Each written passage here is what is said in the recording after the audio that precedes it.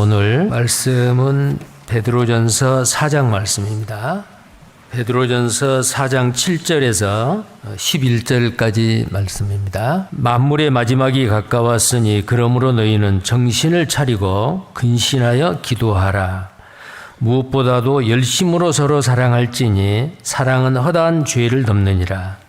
서로 대접하기를 원망 없이 하고 각각 은사를 받은 대로 하나님의 각양 은혜를 맡은 선한 청지기 같이 서로 봉사하라. 만일 누가 말하려면 하나님의 말씀을 하는 것 같이 하고 누가 봉사하려면 하나님의 공급하시는 힘으로 하는 것 같이 하라. 이는 범사에 예수 그리스도로 말미암아 하나님이 영광을 받으시게 하려 함이니 그에게 영광과 권능이 세세에 무궁토록 있느니라. 아멘. 만물의 마지막이 가까웠다라고 오늘 본문 말씀을 합니다.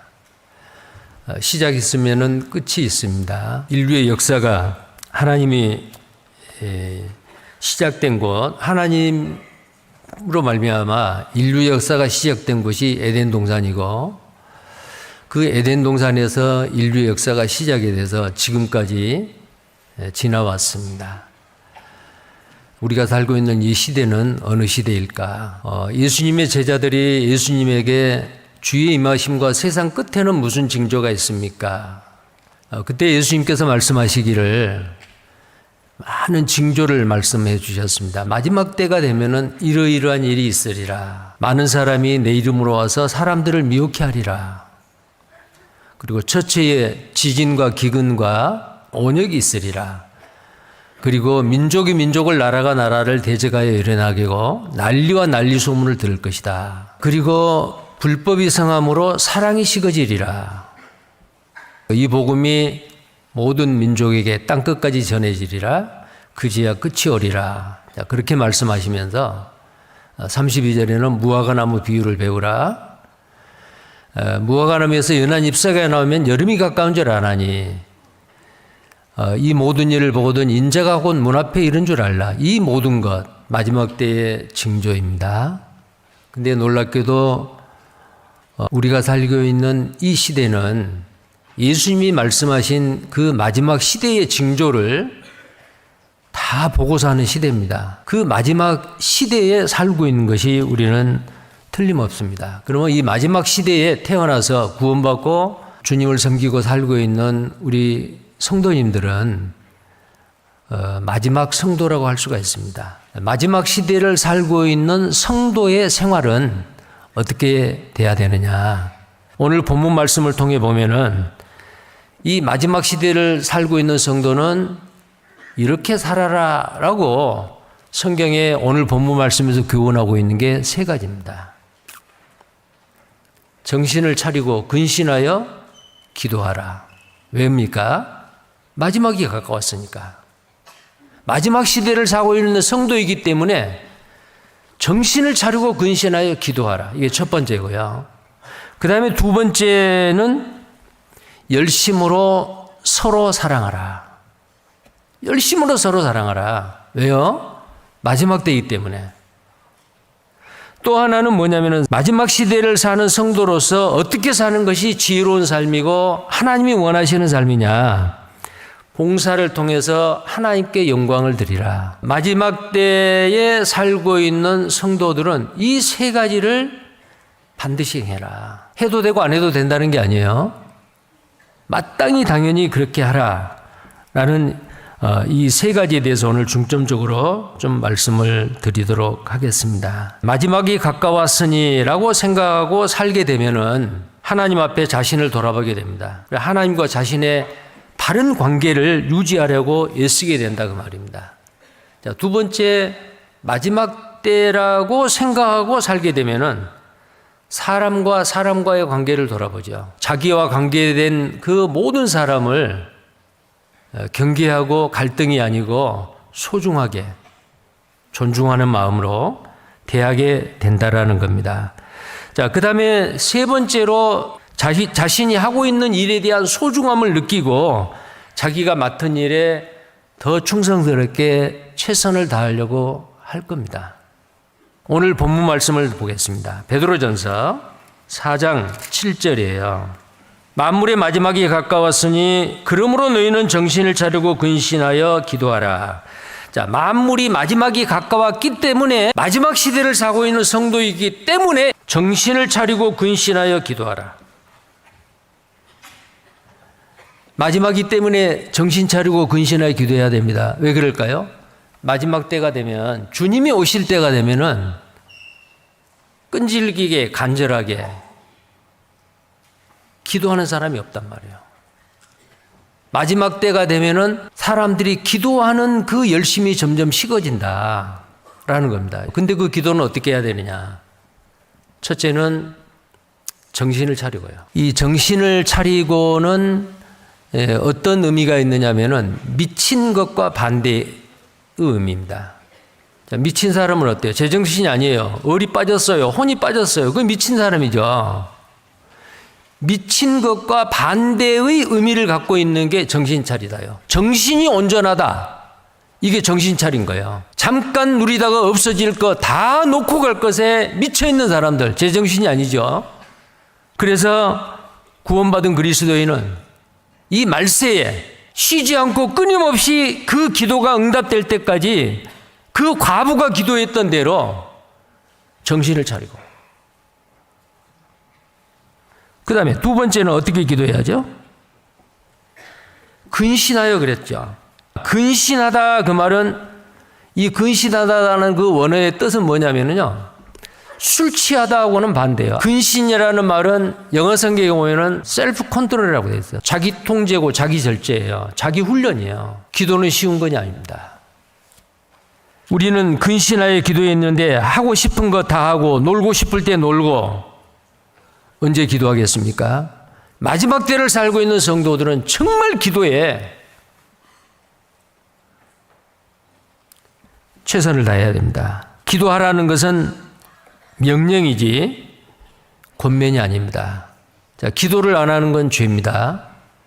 기도를 계속해서 안 하려고 하는 것도 죄입니다. 두 번째, 마지막 시대를 살고 있는 성도가 반드시 해야 될 일.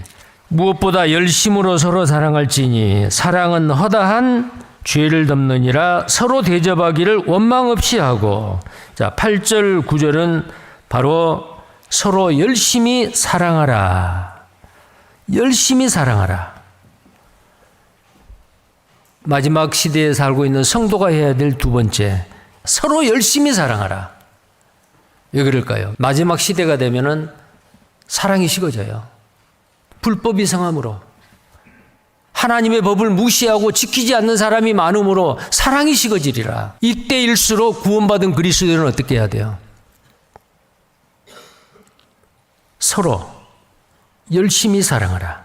무엇보다도 열심으로 서로 사랑할지니 사랑은 허다한 죄를 덮느니라. 이 열심으로라 그 말은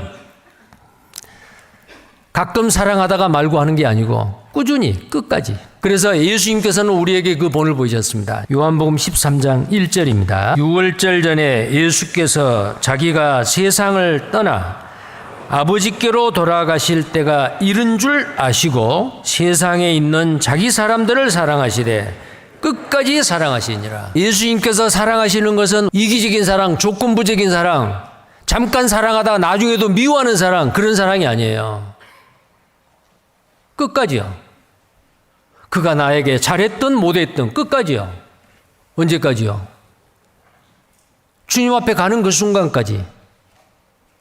근데 그 예수님이 그 사랑을 우리에게 본을 보이신 거예요. 그 사랑을 마지막 때가 된 이 시대에 살고 있는 우리에게 명령하십니다.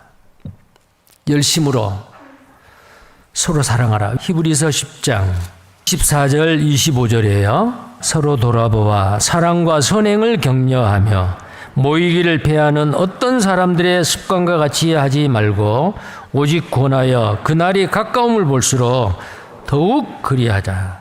자, 뭘 권하자는 거예요? 사랑과 선행을 격려하는 겁니다. 그것을 말로만이 아니에요. 내가 실제로 그리스도의 사랑을 실천함으로 그 사랑이 또 다른 사람에게 영향을 미치고 전염될 수 있도록, 전파될 수 있도록 말이에요. 왜 열심으로 서로 사랑하느냐? 사랑은 허다한 죄를 덮기 때문에 그렇다라는 거예요. 여기에서 서로 사랑이에요. 서로 사랑할지니. 서로는 주거니 받거니요. 한쪽에서만 사랑하는 게 아니에요. 내가 너를 사랑했으니 너도 나를 사랑하라. 우리가 하나님을 사랑하는 것은 그가 먼저 우리를 사랑하셨습니다. 그 받은 사랑으로 우리는 사랑하는 거거든요.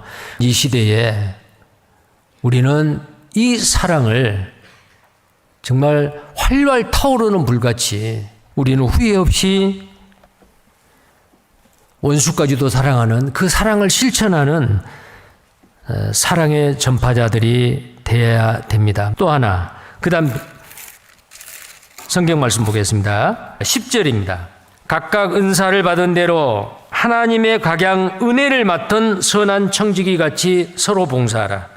자, 은혜를 맡은 선한 청지기입니다. 청지기는 집을 관리하는 사람이에요. 그 주인의 집의 모든 것을 관리하는 사람. 그 집에서 관리하고 있는 그것이 자기게 아니에요. 주인의 것을 주인의 뜻에 따라 사용하고 관리하고 소비하고, 이게 선한 청지기입니다. 우리가 이 땅에 태어나서 구원받고 지금 내가 누리고 살고 내가 가지고 소유하고 관리하고 있는 그 모든 것, 그게 재능이 됐건 눈에 보이는 것이 됐건 눈에 보이지 않는 것이 됐건, 이게 다 내 것이요? 아니요. 구원받은 그리스도인의 자신까지도 내 것이 아니요. 자기를 위해 사는 자도 없고 자기를 위해서 죽는 자도 없나니 사나 죽으나 우리가 주의 것이로다. 나의 모든 것은 주님의 것이에요. 이 주님의 것을 주님의 뜻에 맞게 사용하고 관리를 해야 돼요. 그게 선한 청지기죠. 그런데 이 선한 청지기로서 하나님께 영광을 드리도록 봉사하라. 자, 우리가 하나님께 영광을 드리는 것은 봉사로서 영광을 드리는 거예요. 그러면은 마지막 시대가 되면은 하나님의 영광을 위할 사람들이 많이 없어요. 마지막 징조예요. 디모데후서 3장 1절입니다. 내가 이것을 알라. 말세에 고통하는 때가 이르리니 사람들은 자기를 사랑하며 돈을 사랑하며 자긍하며 교만하며 회방하며 부모를 거역하며 감사치 아니하며 거룩하지 아니하며 배반하여 팔며 조구하며 자고하며 쾌락을 사랑하기를 하나님 사랑하기보다 더하며. 이 디모데후서 3장 1절에서 5절까지는요. 경건의 모양은 있으나 경건의 능력은 부인하는 자다. 하나님을 높이는 일이 있어요? 하나도 없어요. 하나님께 영광을 드리는 일이 눈 씻고 봐도 없습니다. 마지막 시대는 그런 시대다 그 말이요. 그래서 마지막 시대에 믿음을 보겠느냐, 간절히 억울한 한을 풀고자 하는 그 과부의 간절한 기도와 같이 그 믿음의 기도를 보겠느냐? 없어요. 마지막 때가 되면은 불법이 성함으로 사랑이 식어지리라. 냉랭한 시대가 돼요. 또 마지막 때가 되면 하나님을 영원하게 하지 아니하고 오직 자기요, 자기를 높여요. 쾌락을 하나님 사랑보다 더해요. 그 시대가 어느 시대예요? 우리 시대예요. 그럼 구원받은 그리스도는 어떻게 해야 돼요? 세상 풍조에 휩쓸려요? 마지막 시대 징조가 이렇게 틀림없이 있다고 말이에요. 우리는 이 시대의 풍조에 휩쓸리지 아니하고 정신을 차리고 깨어서 근신해서 기도하고 서로 열심히 사랑하고 봉사로서 하나님께 영광을 드리는 그런 삶을 살라라는 사도 베드로의 간곡한 명령입니다. 이게 부탁이 아니에요. 명령이에요. 해도 되고 안 해도 되는 게 아니고, 그래서 우리는 마땅히 마지막 시대를 사는 성도로서 이렇게 살기를 바랍니다.